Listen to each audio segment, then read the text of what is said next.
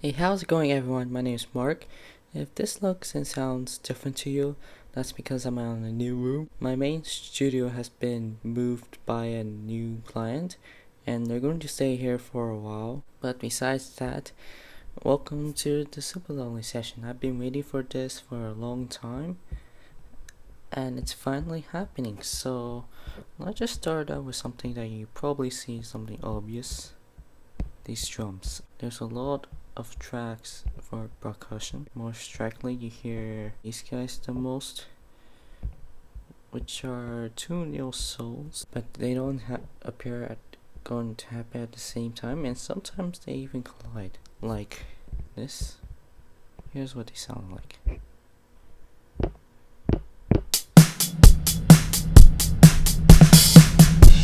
They're just snares, but they collide with these drum beats, so it kind of sounds like these, like they collide and stuff. But it actually sounds cool because if I try to delete this, I can show you how it sounds like. Kinda sounds like it doesn't go with the groove. I mean, you try to want to play this live, you need like 2-3 percussionists along with one drummer, because there's that. But I can show you the plugins for these drums. So these guys are like reverb like nuts. I used this new one called the Moon Dome. I can show you how it sounds like with no reverb.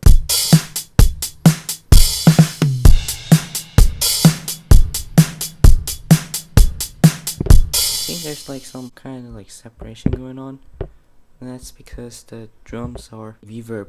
Also you hear there is some compression actually. So here's the compression settings. They actually sound very artificial, but that's just because of mixing and stuff. Use some of the TS distortion. I can't do anything here. Overdrive is what's driving most of it, because this original sounds like this.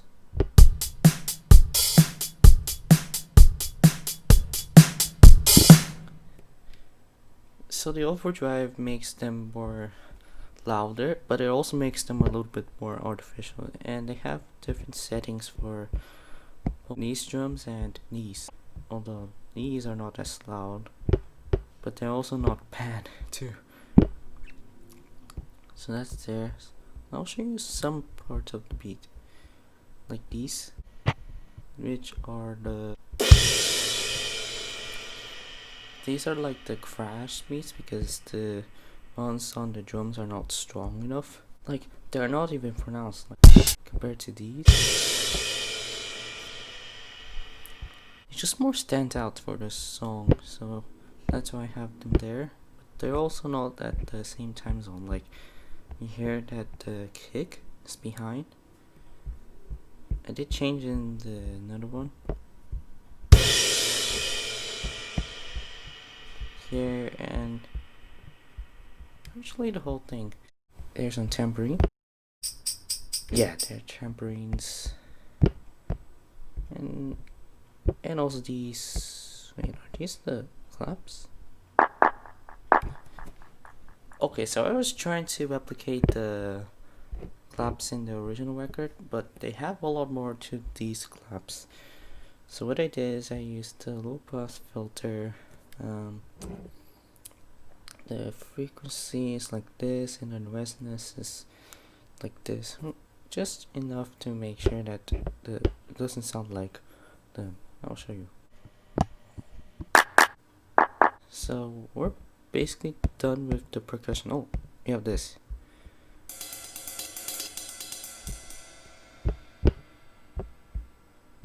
Okay, so we got the percussion out of the way. Now let's take a look at this mess.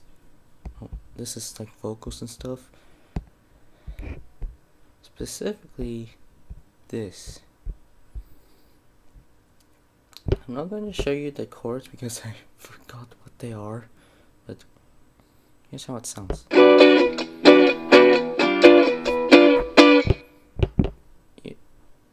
I thought they're pan.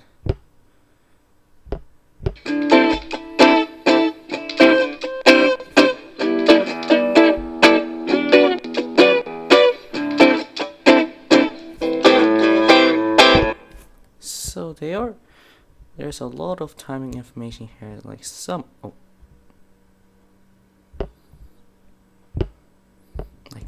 them can't even be on the beat. I can show you if they're like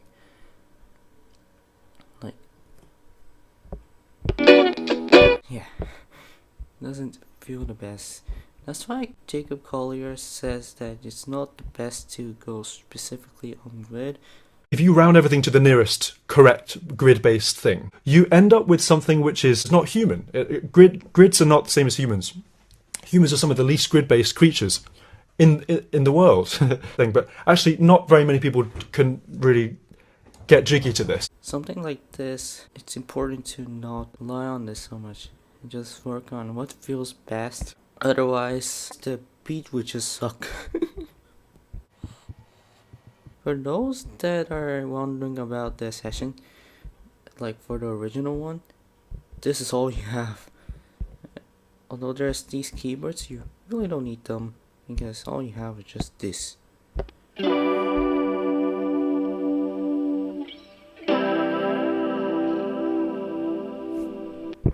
So it's a G major 7 and A minor 7, is that right? Of course, I did add some chords here, so this is B minor 7. B minor 7. I'm moving my phone too much. That's fine. A major, A minor 7. C.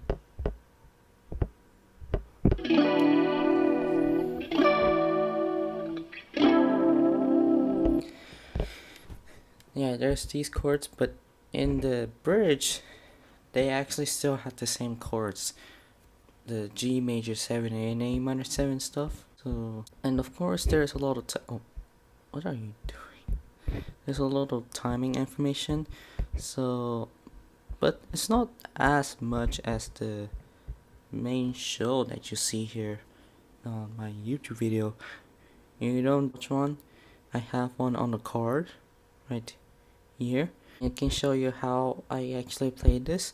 Although not all of this is played to the best because it's lip sync. Top secret here. You can see, so I did have some vocal changes. This one I cut out to have this, which is automated because it has like some volume information. It's not much. It just goes down like in the manuendo and it goes up.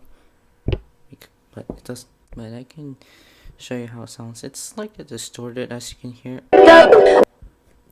What? Some kind of glitch happening.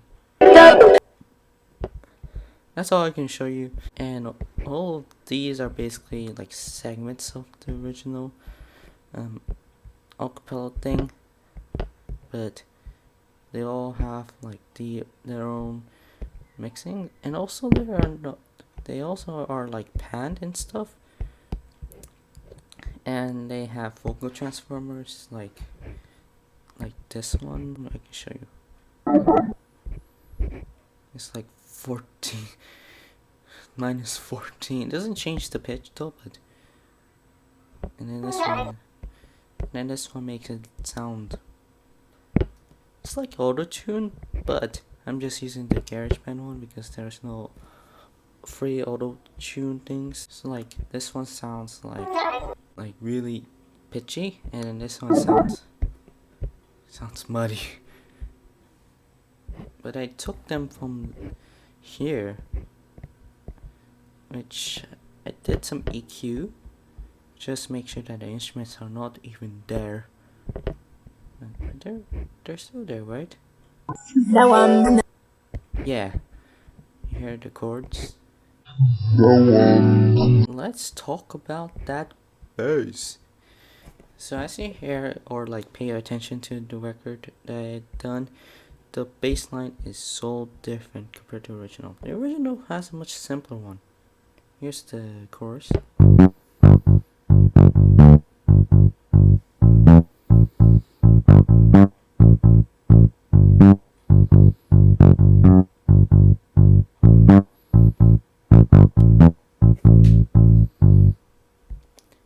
you can see, it's like in the mixing channel. Look at this.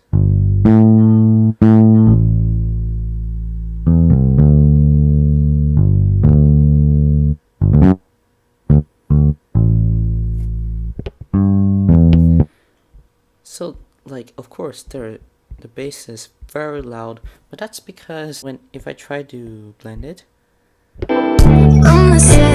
it stands out so that it has its own space in the record. I can show you some of the cool parts of it, like here. Nothing much to the bass. Oh, this one. This one's actually really cool.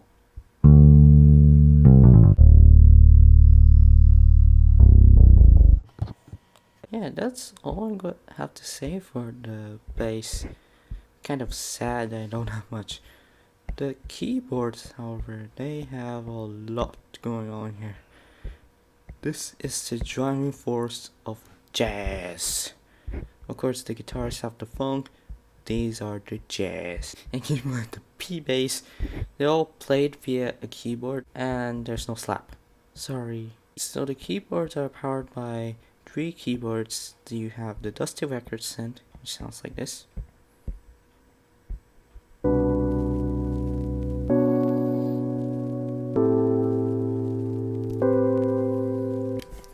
I don't know if I changed it at all in the settings. Yeah, I just kept it the same. But it sounds like, you know, like if the vinyl is going and it's like when the microphone you hear is like this.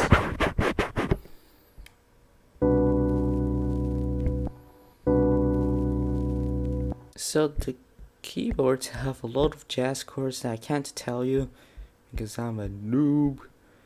I just look like an idiot. And it's powered by Scarlett.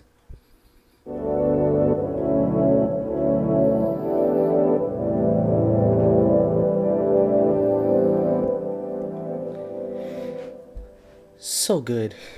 I love it. I just discovered it by accident and now, but it sounds so good.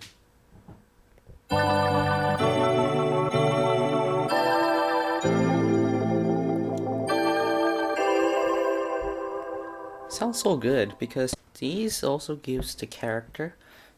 It also has a different narrative compared to the original. Like I can show you the bridge.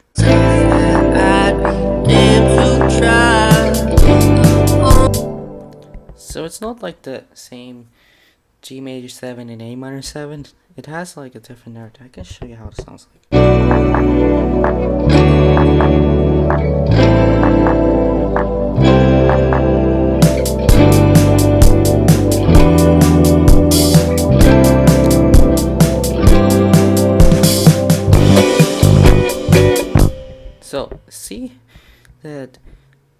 So you see like it doesn't have like this stationary thing. It has a narrative change. So like if Gus tried to sing that, it has like a very different feeling compared to like just straight copy pasting. It actually sounds like a very different. It actually sounds really cool, to be honest here. And with the help of these two guys, it sounds like colored. It sounds really colored, where it sounds like the song has a place with this colored role, especially with the retro vibe. But let's talk to you through the keyboard settings. So the keyboard, there's not that much. It's like this. Like I did some resonance off and for the Scarlett. And the liquid crystals, yeah, there's not much. What? There's the tune thing? Dang.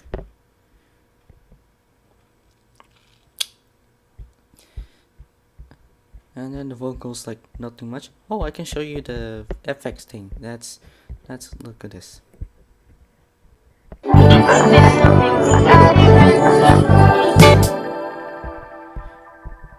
So what the FX does, like especially for there, is just does like a lot of these bits and bobs here, like does this, which this filter. It's like, you know, I can show you.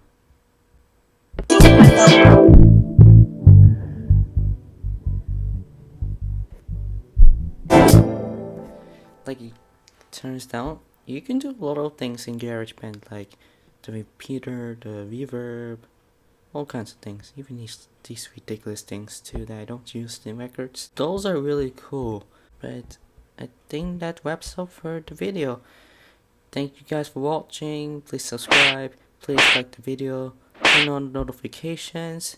Please comment more suggestions, and I will see you guys in the next video.